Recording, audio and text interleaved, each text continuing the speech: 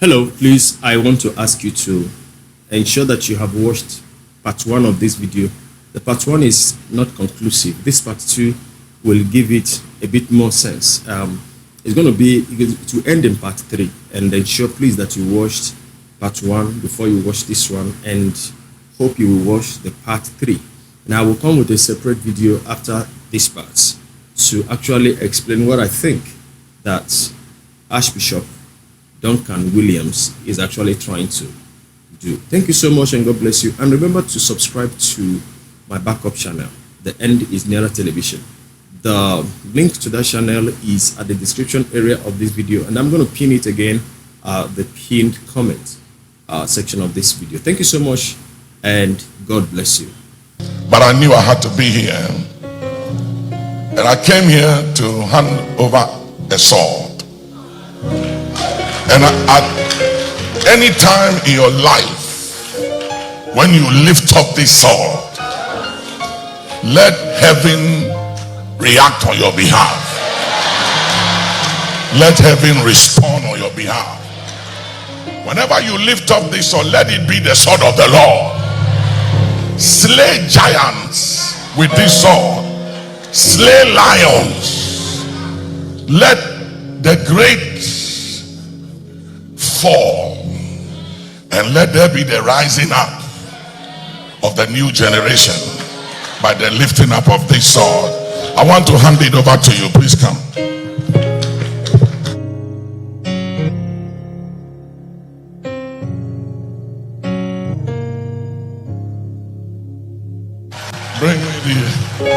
Bring me the oil. This is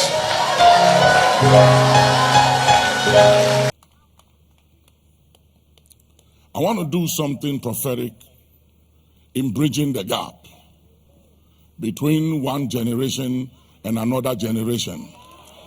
Bring me the sword.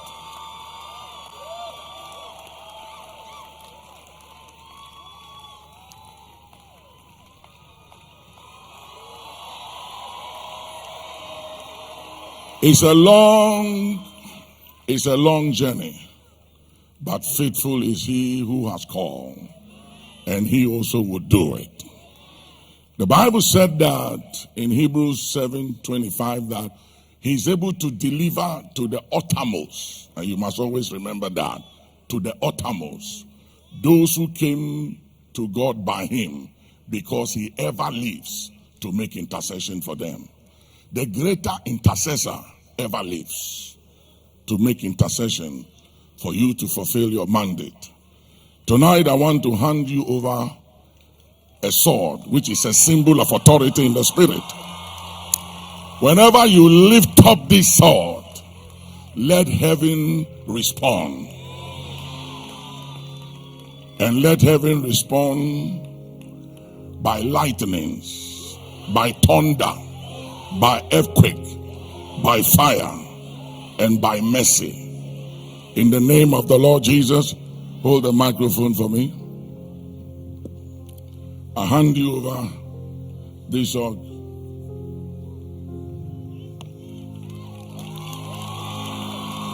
Let it bridge the gap between my generation and your generation.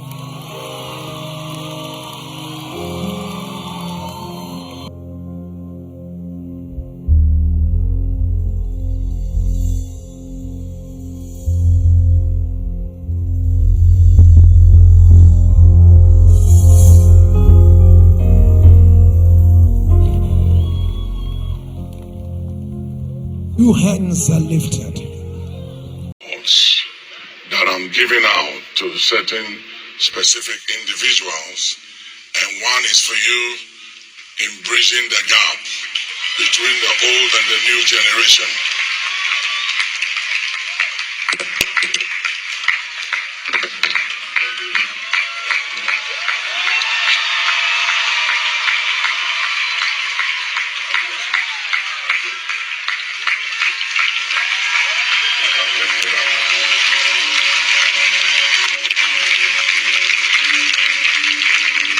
Sincerely grateful.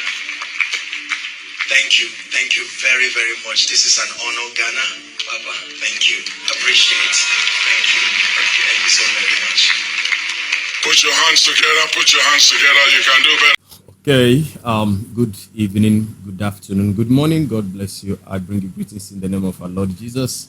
Now, I think it is maybe the right time for us to talk about this trending story of Apostle Joshua Selman, Apostle Joshua Selman and Jerry Eze, collecting sword from Archbishop Duncan Williams, allegedly being initiated into the Freemasonry fraternity. Now, I'd like you to calm down and don't think you know already what I want to say here. Proverbs chapter 18, verse 13 says that he that answereth the matter before he hears, it is foolishness unto the person. So don't be too in a hurry to think you know what I want to say. And I'd like you to relax. I just want to give you my own opinion after some things that I found out by myself. This might help you. Hi, hello. I want to plead that you watch this video till the end. If you don't watch till the end, you will misunderstand what I am talking about in this video. Thank you and God bless you. All right, good morning, good afternoon, good evening. This is the End Time Truth Television channel. We urge you to subscribe to the channel, activate the bell icon by selecting all so that the next time we upload a new video, you will be among the first persons to be notified by Google. I'll be seeing you in the next video. Till then, shalom.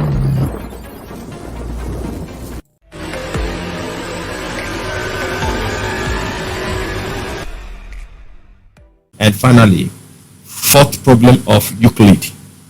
You see, so I think I'll read this one. Things get a bit geometrical here, so bear with us. The 47th problem of Euclid, also known as Pythagorean theorem, is symbolic of the need to square your square in everyday practice. This means to keep your life in order, and in building infrastructure, it is the method Freemasons follow when laying foundations. So now I've just shown you about 15 signs or symbols of the Freemason. And so this will lead us to looking at the symbols on the sword. The symbols on the sword that was given to, or that Archbishop Duncan Williams have been distributing to people, initiating them into Freemason. Now, remember that I said that we don't actually need this confusion now in the body of Christ. But you don't blame a man who decides to do whatever he is doing based on whatsoever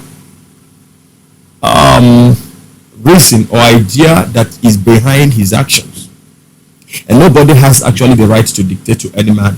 Even the Lord our God does not force people to do what he wants us to do. God has not forced you to do anything. All right. Now, let's get to the swords first. Now, while looking up the sword, I found out that Archbishop Duncan Williams' sword has some symbol that is actually very, closely looking like that of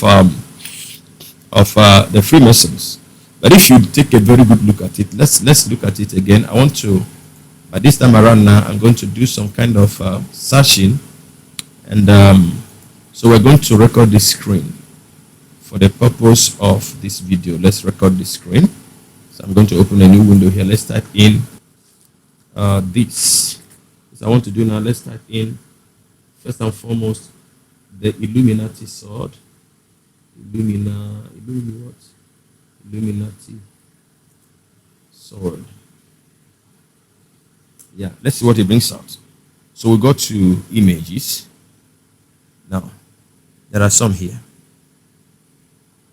This one is sword of Illuminati. Now, look at it. Every one of these things they've got their symbols on it. Now let's go back to that page. Go back to that page. I want to get, there was one I saw. I've seen one. Ah, very good. Now this one here. I think this one here is supposed to be magnified. There's room for me to open it so that you can see it. So okay, I will open it further, but this is it here. Yeah. So now, if you look closely at it, You will see the symbol, the Illuminati symbol, the eye, this eye. Now, one thing is that if you don't look very closely, you won't know the difference between these things that these guys, do here. Like you have, this eye also, we saw it while I was showing you the 15 symbols of the Freemasons. So you have the eye. This is the Illuminati sword. This is it here. I think this one is bigger. This one is bigger. This is it here. This one is bigger here. Maybe it will open a lot more bigger here. Okay, this is 1, 2, but not the one that we saw over there. Okay, look at it here. So this is the Illuminati sword. Now going back to our search page, I want to search for something different. Now let's look for the Freemason sword. Freemason sword.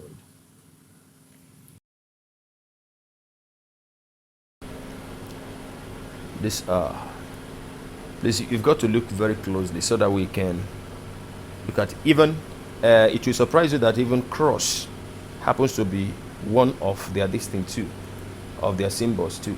But we're just going to look at the one that is very close to that Duncan Williams have been using to initiate these guys. See, I really don't know why Duncan Williams should be doing that, initiating these pastors the way he does.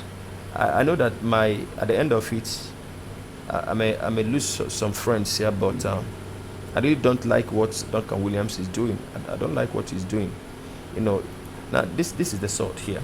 This is the Freemason sword. Now look at that G and the letter G and the geometry. What do you have now? That I showed you the measuring tools here. Now these things are significant. If you read the history of Freemason, they will tell you that they are job men, they are architects, they are people who are, who do nice jobs, and so they have explanation for everything. Now, if you look at this, now you see the symbol, and when we look at the sword that Duncan Williams gave to these guys, let's look for it. We'll find out that this man is actually initiating these people. Now let's see the one that, okay, look at this one here. Oh God, I hope I will get it bigger. Yeah, if you look at it here now, look at the symbol that is here. Now the symbol of this one, this symbol here, is quite different from the symbol that you have here. They look very closely related. They look alike. Look at it.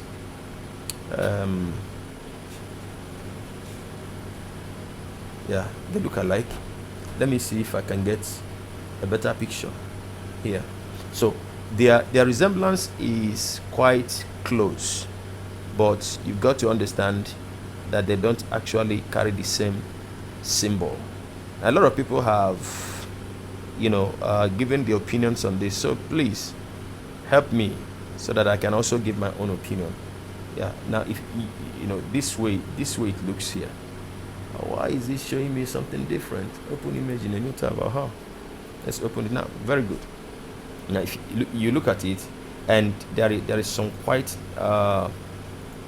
resemblance, at least in the design. This design here, they look quite close. But when you look at the symbol, this is the symbol.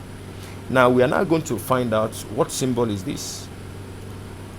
What is the significance? What is this thing for? Now there was a king in Israel we know as King David, and he had a son who was King Solomon. And many of us may not know actually that there is what we call, some of us may know Star of David, but there was actually the Star of Solomon. And sometimes when you loosely look at the two of them, you may not know their difference. So now let's open the Star of David. I think I have the images here. All right, good. Now this is the Star of David. And this is the Star of Solomon. Looking very closely to them now, you will see the difference, that the Star of David is just two inverted triangles, one being placed on the other. But the Star of Solomon is actually the same two inverted triangles, but interwoven like a basket.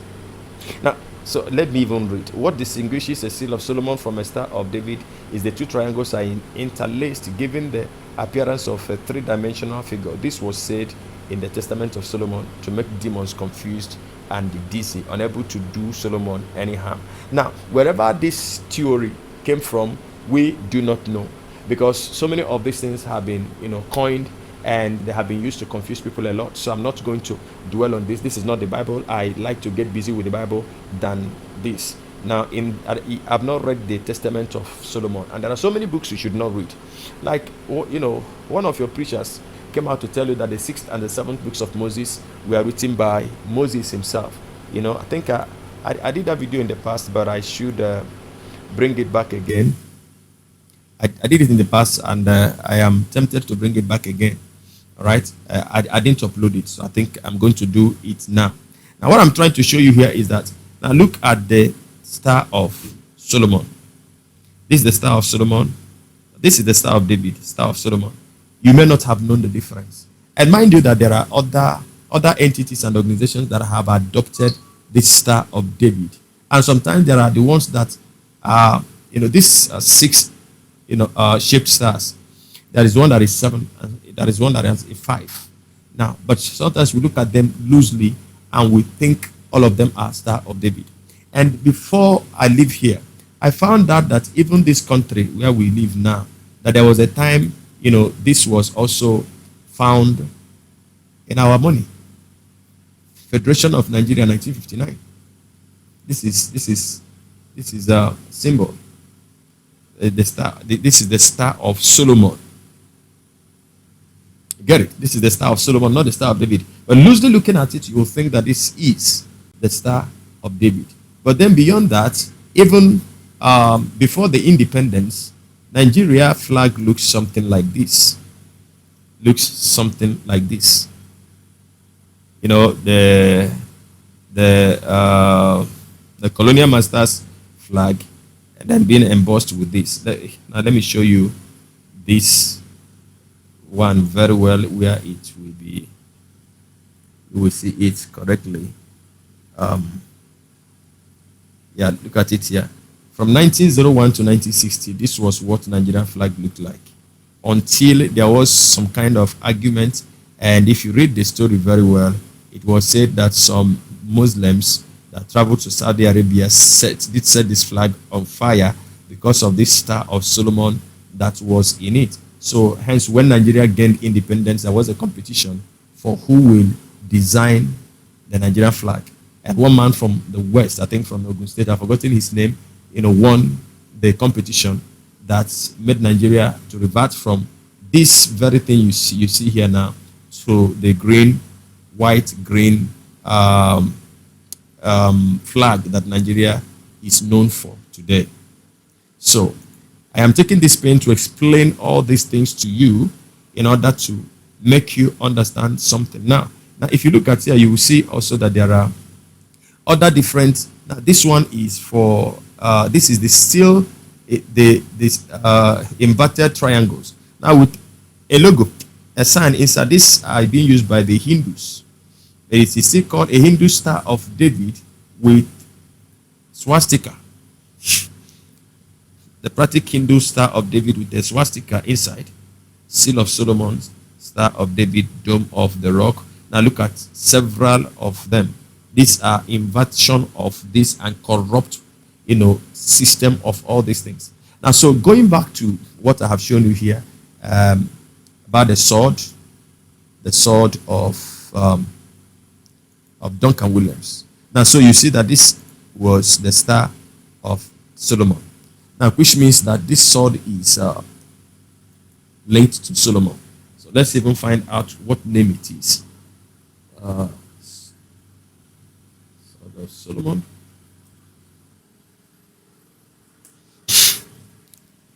This is it here. And the good thing about it is that these things are sold in the market. You find them, even the Masonic swords, you find them in the market.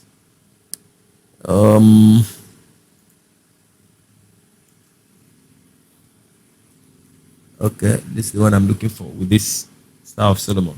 In Solomon, now, when you ask again, what is the significance of this? Why should there be a star? I mean, sword of Solomon. It was said that this was the symbolism of the sword that Solomon used. When you remember that story in the Bible, when two women gave birth the same time, and one was careless and she slept over her son, and her son died, and she went and stole the son of the woman whose son, was alive.